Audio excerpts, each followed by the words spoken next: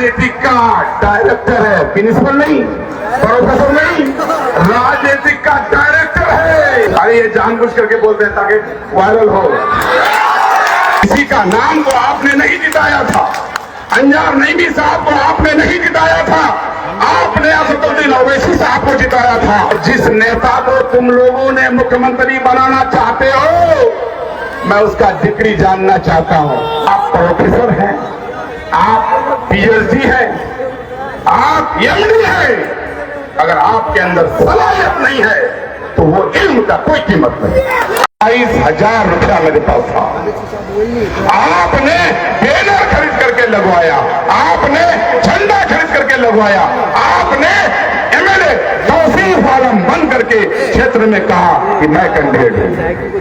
जिस दिन काउंटिंग हुआ उस दिन आपने साबित कर दिया कि जनता जिसे चाहे आसमान में बैठा सकता है और जिसे जनता चाहे उसे जमीन में बैठा सकता है। आप लोगों ने पहली बार जो जिताया, काउंटिंग हॉल से मेरा जेल गेट में पहुंचा, आप लोगों ने, सबके हाथ में माला था, मुझे रोना आ रहा था कि अल्लाह मैं अगर बाहर रहता तो शायद ये माला हमको नसीब होता।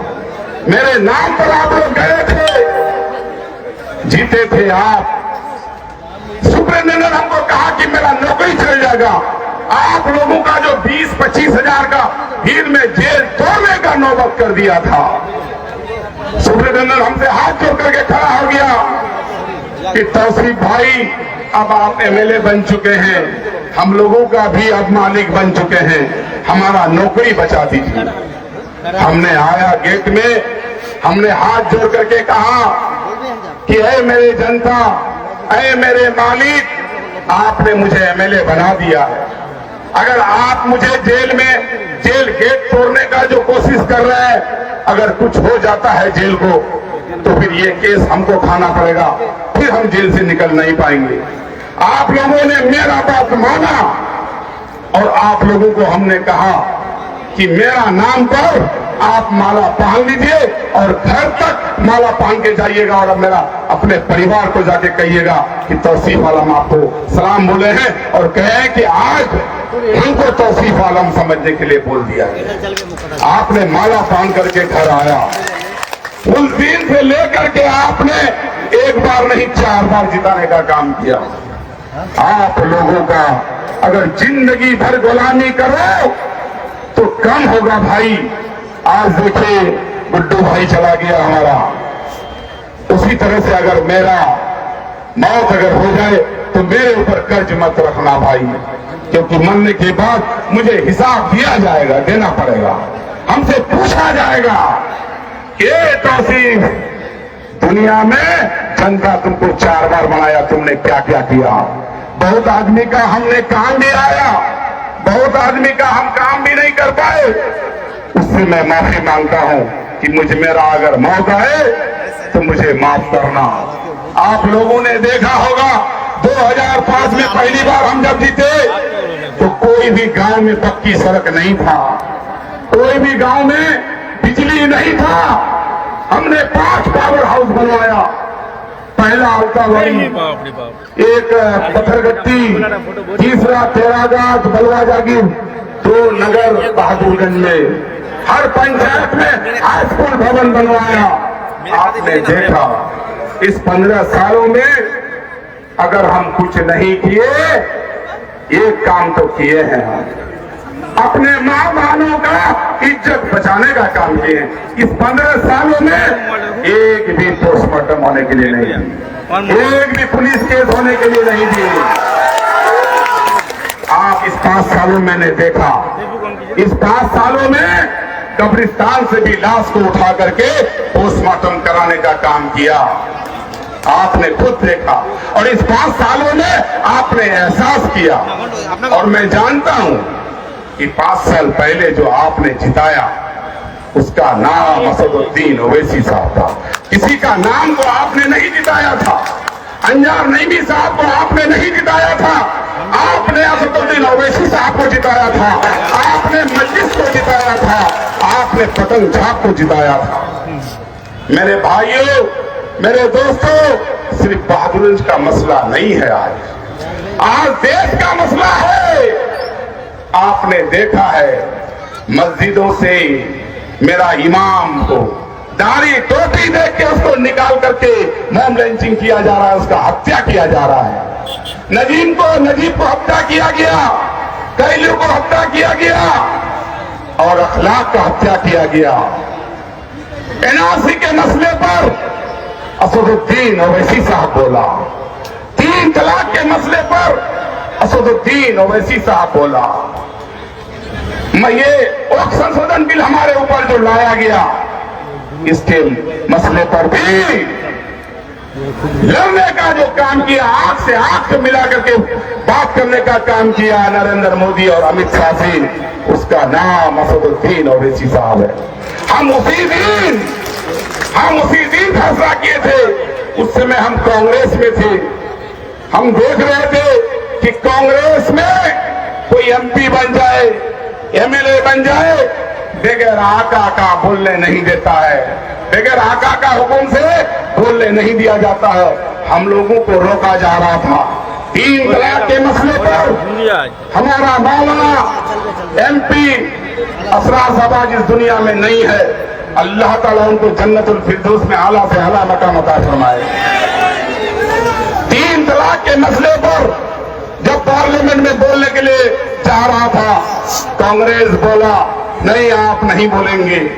मौलाना बोला कि नहीं, मैं तो बोलूंगा, क्योंकि ये मेरा दीन का मसला है, ये मेरा इस्लाम का मामला है, ये मेरा कुरान और हदीस का मामला है, मैं बोलूंगा।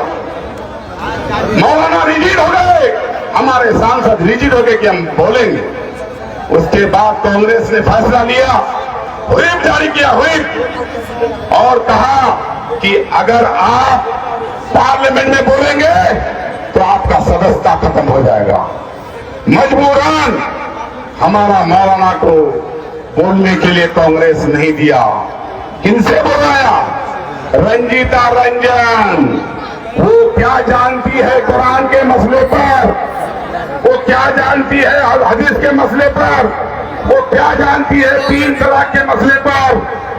3 तलाक के मसले पर रंजीता रंजन बोली और उस भाषण ने बीजेपी रिस्पांस नहीं लिया और 3 तलाक का मसला पारित कर दिया।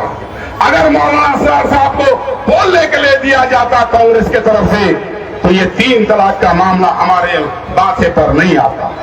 मैं आप लोगों को कहना चाहता हूं, आप चाहते हैं कि हमारा कब्रिस्तान सरकारी हो जाए, आप चाहते हैं कि हमारा मस्जिद सरकारी हो जाए, आप चाहते हैं कि हमारा ईदगाह सरकारी हो जाए, आप चाहते हैं कि दरगाह सरकारी हो जाए, तो वक्फ संशोधन बिल के खिलाफ हमारा असदुद्दीन ओवैसी साहब है, जिन्होंने सुप्रीम कोर्ट में केस किया। मैं एहसान मानता हूं, मैं शुक्रिया अदा करता हूं कि मेरे बड़े भाई असदुद्दीन ओवैसी साहब, आपने 30 करोड़ मुसलमानों के लिए जो सोचने का काम किया, हमारा दीन के मसले पर सोचने का काम किया, हमारा इस्लाम को बचाने के लिए आपने सुप्रीम कोर्ट किया। मैं आपको तहे दिल से सलाम करता हूं।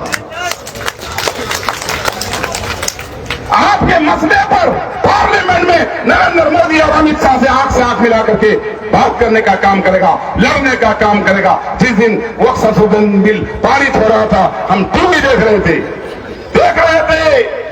कि मेरा असदुद्दीन ओवैसी साहब लड़ रहा है। जब पारित हो गया, मेरा असदुद्दीन ओवैसी साहब चेयर में बैठ गए और चश्मा खोल के आंसू भी निकालने का काम किया।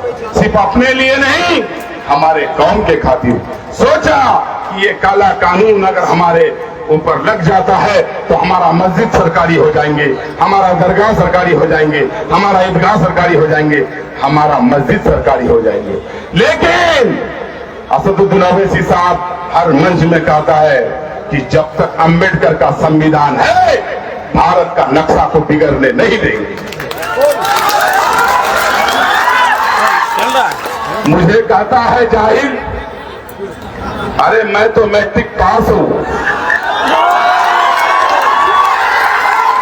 और जिस नेता को तुम लोगों ने मुख्यमंत्री बनाना चाहते हो, मैं उसका डिग्री जानना चाहता हूं। 9 फेल, 9 फेल। अरे मैं तो, मेरे अंदर तो तहजीब भी है। मैं मैट्रिक किया हूं, मुझे इतना अकल है कि साला क्या होता है, हरे करे लौंडे, ये मुझे मालूम है ये क्या होता है। आप प्रोफेसर हैं, आप पीएचडी हैं, आप एमडी हैं, अगर आपके अंदर सलाहियत नहीं है तो वो इल्म का कोई कीमत नहीं। हमारा मेहमान माजिद हुसैन साहब, ये हमारा मेहमान है।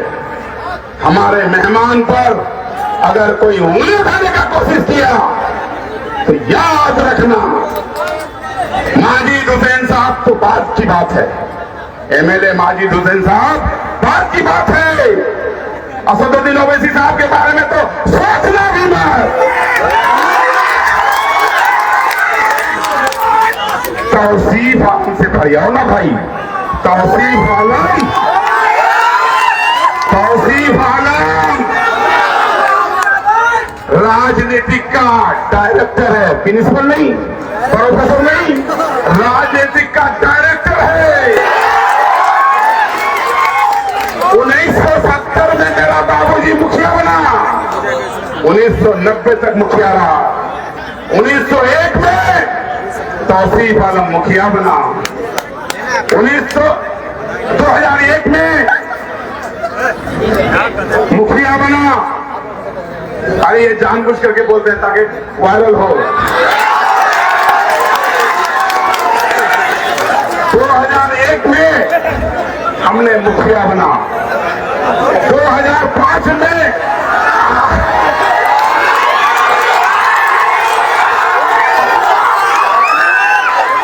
धमकाता है, हमारे लोगों को गाली देता है, हमारे मजलिस के लोगों को, जो कि हम 2000 में ही तौबा खिल्ला करके मुखिया बन गए। अरे उस लाइन में तौसीफ के बारे में अगर जानकारी करोगे आसमान में नजर आएगा। इसलिए मैं तो सब कुछ छोड़ के अपने जनता का सेवा करने के लिए आया। हम तो सब कुछ तोड़ करके अपने इस्लाम धर्म के रास्ते पर चलने के लिए आया हूं, तो अपने सुन्नत के रसूल के ऊपर चलने के लिए आया। बुज़दिलो लेना चाहता हूं, लेकिन अल्लाह ताला ने मुझे अगर कामयाब किया तो वो पहला काम होगा बंगाली में जो चचरी पुल है सामने में, या पुल बनाने के लिए काम करूंगा। बहुत सारे पुल बाकी है, मैं आप लोगों से आग्रह करने के लिए आया हूं और एक चीज कहने के लिए आया हूं, पप्पू यादव तो पूर्णिया का धरती में जाके जवाब देने का काम करो। आप लोगों से सिर्फ इतना विनती है, लोग कहता है हैदराबाद से चल के यहाँ लड़ने आया है। मैं पूछना चाहता हूं उनसे कि हैदराबाद से अगर लड़ने के लिए आया है बिहार में, तो ओवैसी साहब अपना भाई को जिताने के लिए नहीं आया है, ओवैसी साहब अपना बेटा को जिताने नहीं आया है, ओवैसी साहब अपना भतीजा को जिताने के लिए नहीं आया है।